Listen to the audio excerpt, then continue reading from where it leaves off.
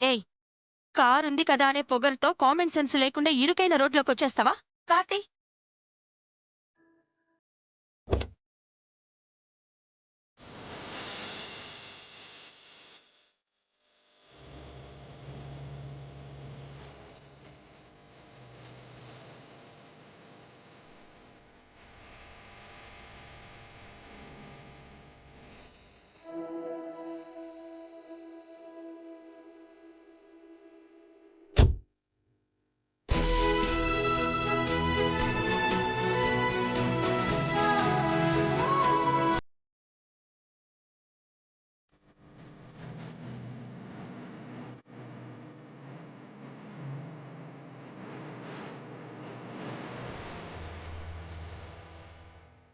ఎలా ఉన్నావు సీత?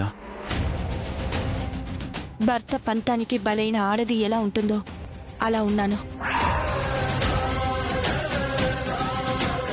పుట్టిన బిడ్డని కనీసం ముద్దాడే అవకాశం లేకుండా 7 ఏళ్లుగా ఆవేదన చెందే తల్లి ఎలా ఉంటుందో అలా ఉన్నాను. అది ఏయ్, నీకసలు బుద్ధుందా? నేనొక మంచి పని మీద బయలుదేరాను. నీ వల్ల అక్కర్కు రాని అపశకనం ఎదురుపడింది. ఎలాంటి చెడొస్తుందో ఏంటో. ముందు కార్తీ! రామరాజు గారి కారు వెనక్కి వెళ్ళదండి. ఎలా వెళ్ళదో నేను చూస్తాను. ప్రసాద్, మనమే వెనక్కి వెళదాం. కారు వెనక్కిది.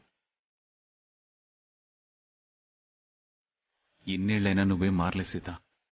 మనసు నీతిగా నిజాయితీగా ఉన్నామని చెప్తున్నప్పుడు మారాల్సిన అవసరమే లేదు రామరాజు గారు. నా దారికి అడ్డు తొలగితే నా పని నేను చూసుకుంటాను.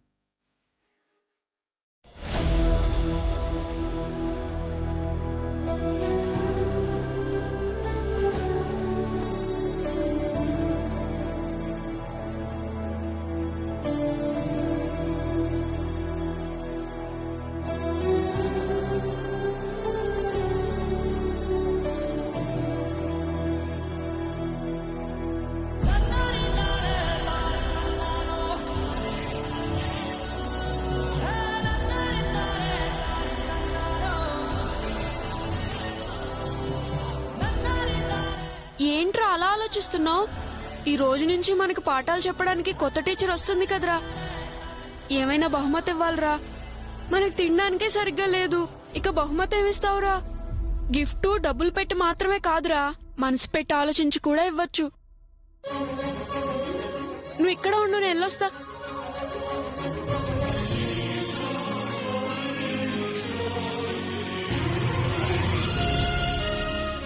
రే, ఈ పూలతో కొత్త టీచర్ కి వెల్కమ్ అని రాద్దాం. సూపర్ ఐడియా రా, పద.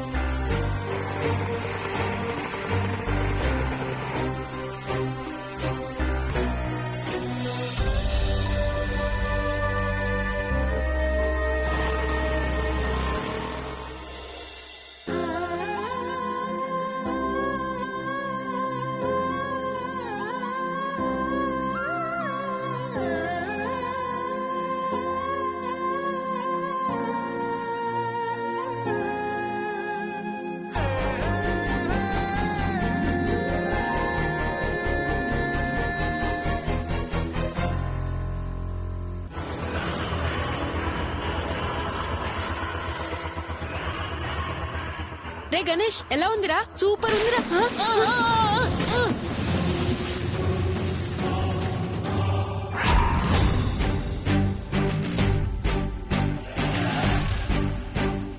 రే టింకు, నేను కష్టపడి రాసిందంతా పాడు చేసావు కదరా. నేనేం కావాలని పడేలేదు, బకెట్ మోయలేక పడేశాను. అదేం కాదురా, మేమేం చేసినా నీకు ఇష్టం ఉండదు, అందుకే నువ్వే కావాలని నీళ్లు పోసావు.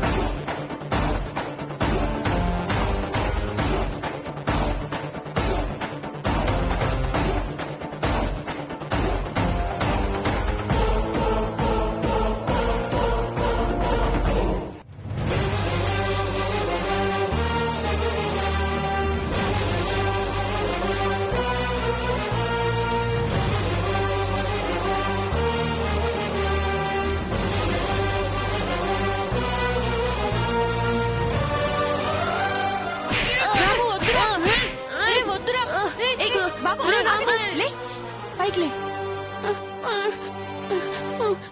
నన్ను కొట్టాడు మేడం. ఏడోకో. ఏయ్, ఎందుకు కొడుతున్నావు? ఈ రోజు మేము కొత్త టీచర్ వస్తుందని పూలతో వెల్కమ్ రాసాం. వీడు దాని మీద నీళ్లు పోసాడు. ఎందుకురా అని అడిగితే నన్ను కొడుతున్నాడు.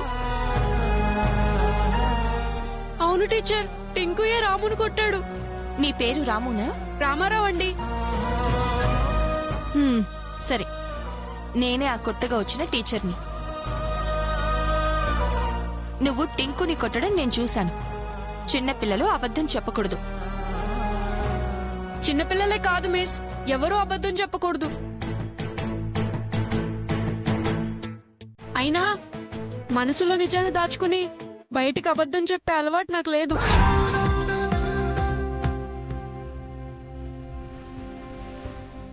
మనసులో నిజాన్ని దాచుకుని బయటికి అబద్ధం చెప్పే అలవాటు లేదని మీ వదినతో చెప్పండి.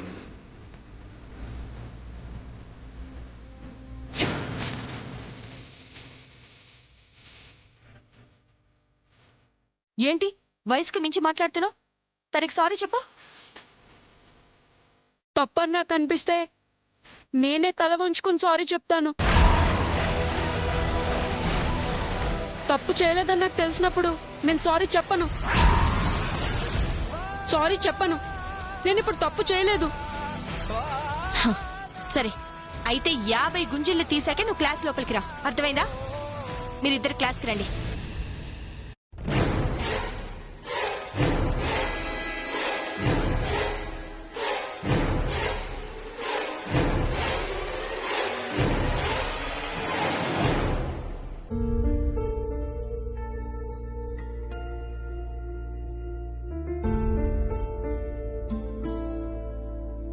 నమస్తే అమ్మా.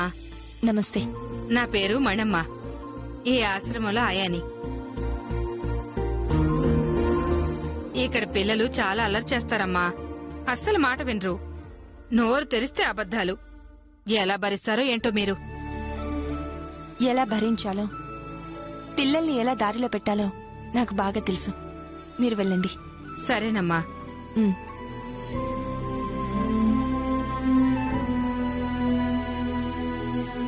Good morning teacher. Good morning. పిల్లలు, మీరందరూ ఇంతకు ముందేమైనా నోట్స్ రాసారా? రాసాం miss. May I come in teacher? Coming.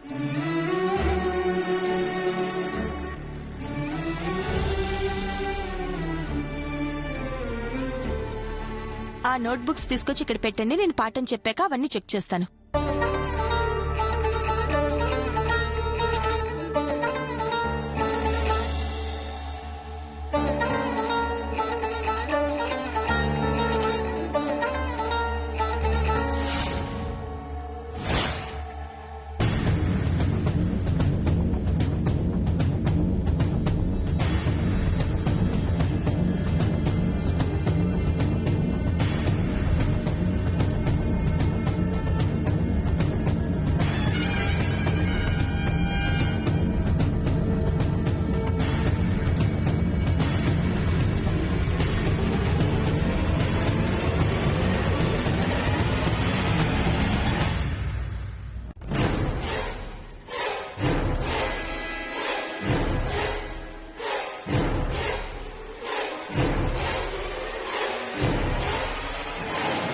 మీకిప్పుడు Chinnaiah Suri తెలుగులోకి అనువదించిన మిత్రభేదం మిత్రలాభం అనే పాఠం చెప్తాను.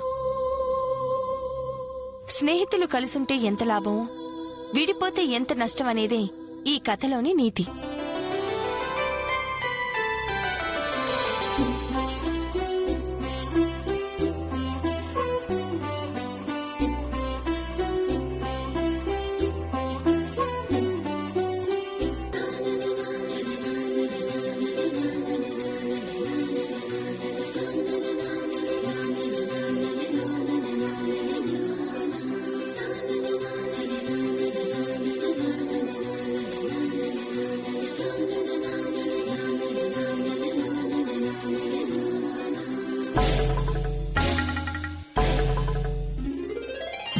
దీన్ని బట్టి మీకేమర్థమైంది?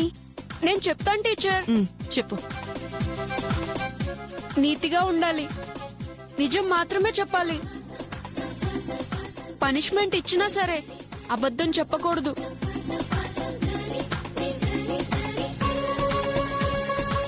చెయ్యని తప్పుకు తల వంచకూడదని అర్థమైంది టీచర్.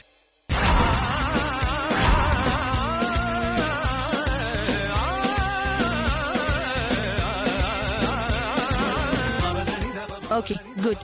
కూర్చో.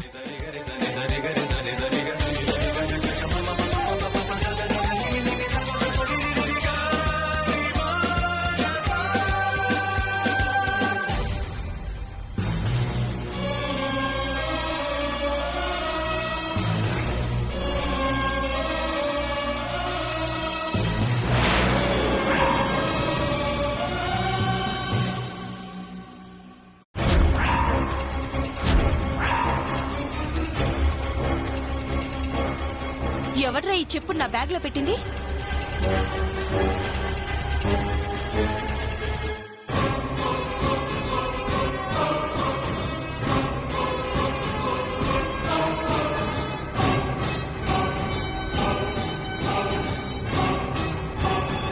రే, ఎవర్రా ఈ చెప్పు నా బ్యాగ్ లో పెట్టింది?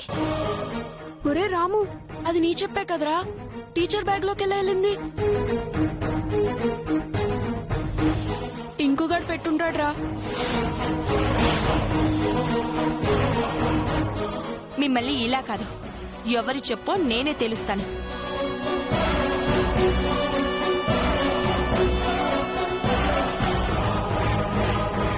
అందరూ వచ్చి లైన్లో నిలబడండి. రండి, మీరిట్రండి, లెగండి.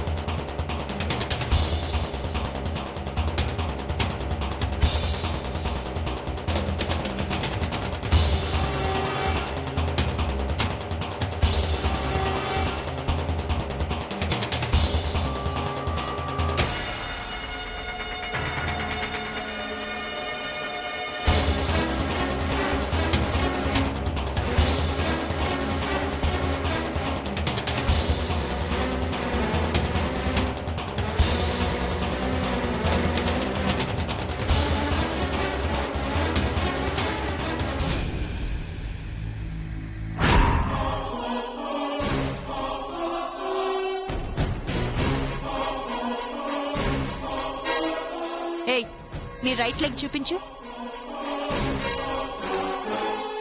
చూపించు. ముందుకురా. రా.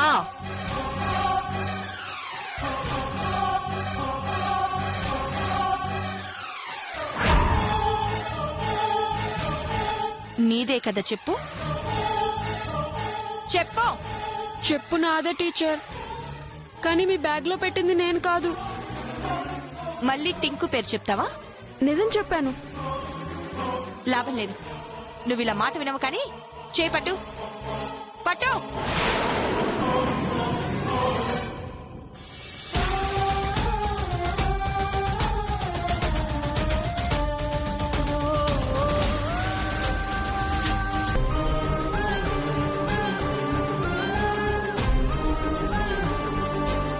పిల్లల్ని కొట్టడం కరెక్ట్ కాదు, కానీ వాళ్ళని క్రమశిక్షణలో పెట్టాలంటే కొన్నిసార్లు కొట్టక తప్పదు.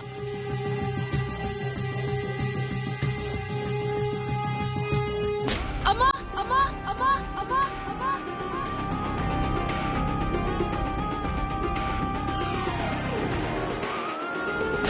అమ్మా అమ్మా అమ్మా అమ్మా అమ్మా.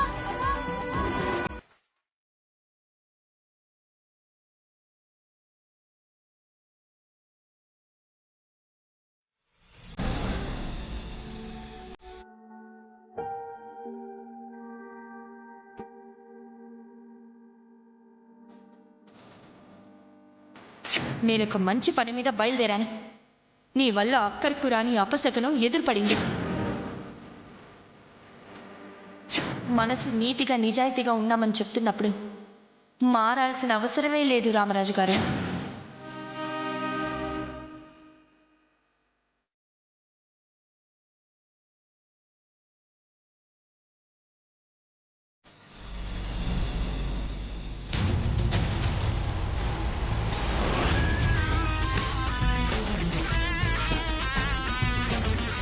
బావగారు అసహనంగా కనిపిస్తున్నారు అంటే సహధర్మచారిని జ్ఞాపకాలేవో గుర్తొచ్చాయి కాబోలు. ఈ టైంలో నేను ఊరుకుంటే ఎలా? వారి ఇరిటేషన్ ని ఇంకా పెంచి వాళ్ళిద్దరి మధ్య దూరం ఇంకా మెయింటైన్ అయ్యేలా చూడాలి కదా.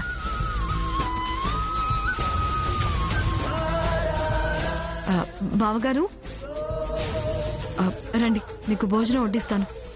నేను చెయ్యని తప్పుకి జరిగిన గతం గుండెల్లో మంట పెడుతుంటే తిండెలా వంట పడుతుందమ్మా. అక్కేమైనా ఎదురుపడిందా బావగారు? నేను మంచిగా పలకరించినా తన మాటలతో నా మనసు చెదరగొట్టింది. నా నిర్ణయం తనకు నచ్చలేదు సరే, నా అభిప్రాయాన్ని తను గౌరవించలేదు సరే, అప్పటినుంచి నాకు దూరంగానే ఉందిగా. అరే, సీతకు పుట్టిన బిడ్డనేదో నేనే చంపినట్టు నన్ను శత్రువులా చూస్తుందేంటమ్మా? అది దైవ నిర్ణయం, దానికి నేనెలా కారణమవుతాను? అరే, 7 ఏళ్లు గడిచిపోయింది. సీతలో ఇంకా అదే మొండితనం, అదే కోపం. పాపం మీరు మాత్రం భార్య మీద ఇంత నమ్మకం పెట్టుకుని సీతక్క ఎప్పటికైనా మీ దగ్గరికి తిరిగి రాదా అని ఇన్నేళ్లగా ఎదురు చూస్తూనే ఉన్నారు.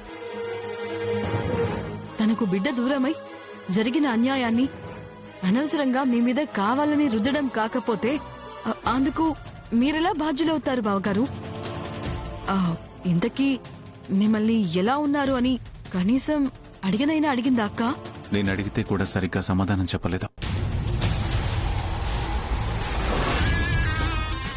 తనదే నిజం అనుకునే అహానికి అధికారం చేయాలి అనే కోరిక తప్ప గౌరవం ఇవ్వాల్సిన బంధం దగ్గర కూడా అణకువగా ఉండాలి అనే స్వభావం ఉండదండి.